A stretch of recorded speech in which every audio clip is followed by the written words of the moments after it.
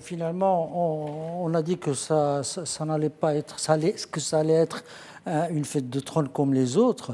Ben, il l'est dans la forme, mais il ne l'est pas dans le fond, parce que le discours, on peut le qualifier de discours refondateur, et qui vaut d'une certaine manière le discours d'intronisation. Le roi a pointé avec des mots simples, sobres, directs, ce qui ne marche pas. Bien sûr, il a fait le bilan des réalisations de ces 20 années, dont il faudrait être fier, mais également il a pointé toutes les insuffisances qui font qu'il y a un certain nombre de Marocains qui ne se sentent pas concernés par ce qui se passe au Maroc. Je crois que c'est cette déprime, on ne va pas dire générale parce qu'elle ne touche pas l'ensemble des citoyens, elle touche les plus démunis, ils sont les plus nombreux malheureusement. Et on a longuement parlé aussi, on reviendra sur ce sujet.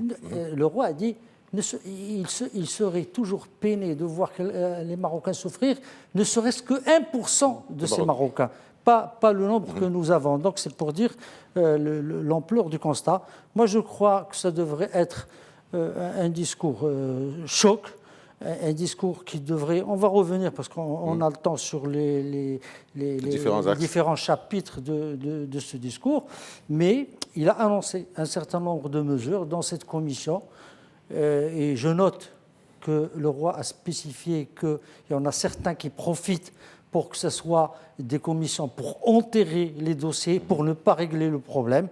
Il a dit toutefois qu'il y a des commissions qui ont réussi. Il en a cité quelques-uns, la Moudouana, l'équité et réconciliation, et j'en oublie un ou deux, et qui ont marché parce qu'il a veillé personnellement à ce que ça marche. Et en annonçant cette commission spéciale, qui ne sera pas un gouvernement bis, qui ne sera pas une institution, un organisme institutionnel permanent, mais qui sera à ses côtés et qui veillera à ce qu'elle produise ce qu'on attend d'elle pour que, enfin, le Maroc se retrouve entre lui-même et avec lui-même.